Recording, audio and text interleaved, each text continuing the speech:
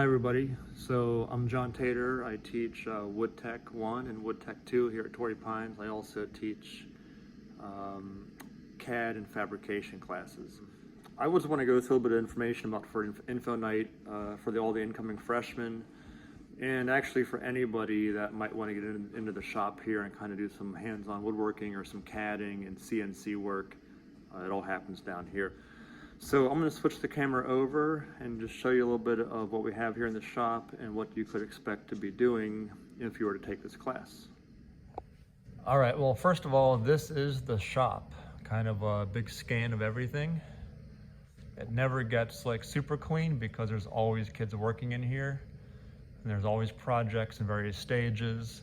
But this is the wood shop. I'll do a quick little walk around. There's miter tables and a router table and lathes.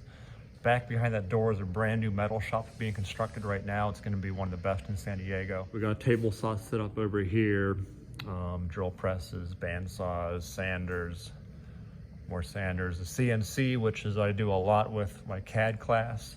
In fact, I'm bringing up right now my CAD Fusion 360 is what we use from Autodesk. We also have a laser cutter over here with some old projects the kids have done. It's pretty good. I mean, I love teaching this class just because I love woodworking. I used to be an engineer myself and got into woodworking when I was in 8th grade actually, maybe 7th grade. And never kind of forgot some of those skills. And that's what got me into being an engineer myself. I went to Lehigh University and did engineering. I worked a little bit in engineering before I got into teaching. Okay, so very quickly, I'll kind of show us. These are for Wood Tech 1 project. The first thing we do is a piggy bank or bear bank. It's from the actual flag of California, the bear shape. This one, most of these are mine actually, but the kids look pretty similar, but we'll make a piggy bank. This is great for the bandsaw. We also make a little candy dispenser, great for using the miter saw and stop blocks and the table saw and the drill press to kind of make these holes. Slides in and out, get the candy in there. We just finished up making some little pencil holders, different kinds of wood. This is some Baltic birch plywood and some, looks like mahogany, other things, just different variations. A lot of kids have a lot of choice in how they do things. Right now they're working on finger joint boxes. It's all coming together right now, but you can kind of see how these all go together using a jig on the table saw. Here's one that's glued up. Here's one I made as a demo. Still got to cut off the top to make the lid. Different iterations. Kids do a lot of work just on the bandsaw practicing.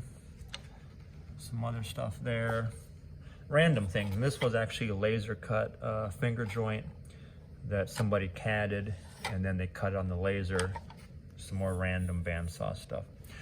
So my whole point of running this kind of a class is to get kids like kind of used to what these tools are.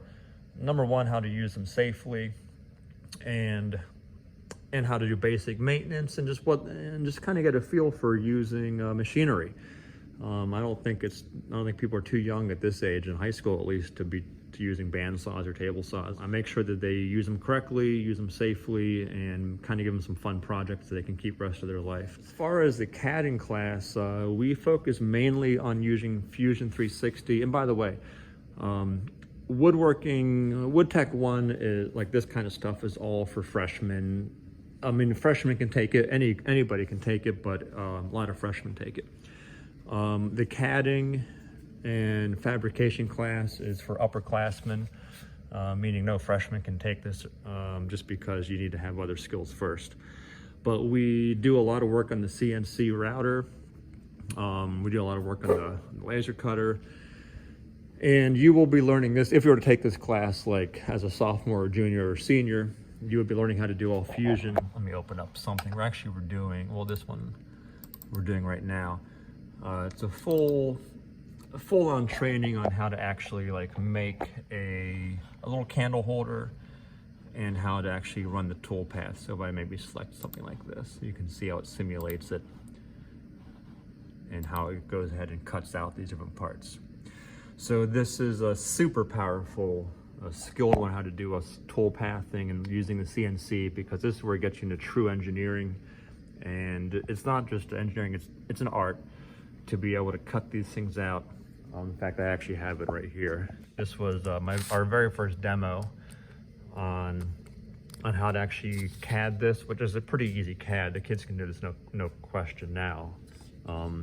But the actual demo was about actually making the tool paths to cut these things out, and then using the CNC machine to actually do it. And I want them to do it with no input from me. I want them completely self-sufficient. I mean, I'll be here obviously watching them for safety and just make sure they're doing it correctly, but I want them to be comfortable using these machines, learning all the basic skills of how to run it, from everything, including like the calibration blocks and changing the end mills out, all that kind of stuff.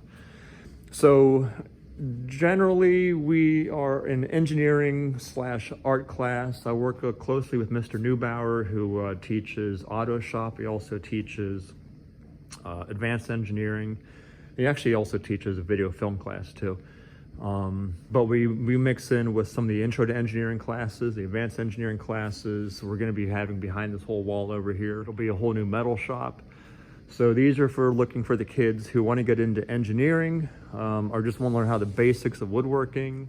That's kind of how I got into engineering, was from my woodworking class when I was a little kid. It made me realize that I can make my own things. I didn't need to go buy it. It kind of gave me a sense of how mechanics work. And so I think these are very powerful classes, and I'm glad that this school offers this. I'm glad that this school actually even has a wood shop, because a lot of schools got rid of them. In fact, we're expanding our wood shop and our metal shop. So if you're in this kind of hands-on work, this might be the class you want to consider. And for those upperclassmen, especially the wannabe engineers, these are the things that really can open up the world as far as design and art and what you can imagine in your head. You can pretty much CAD it here, and then you can make it here. So yeah, stop on down if you're ever on campus. Again, my name is John Tater. I'm in the engineering pathway, woodworking pathways. There's a lot of fun stuff going on here. Feel free to email me too if you have any questions. It's jonathan.tater@sduhsd.net. All right, that is it. Good night, everybody. Thanks for tuning in and checking out the shop. We're going to be having behind this whole wall over here. I wish you guys could see it. I don't think I can get you in there, but maybe I'll try to sneak in. This is our new machine shop, all for metalworking. Still under construction, but welding machines coming in. Another CNC going to be put over here. Actually, this is it in the box right here. A big old Haas mill, some big metal turning lathes, old manual knee mills, Bridgeports, which is the best. Haas from Formula One team.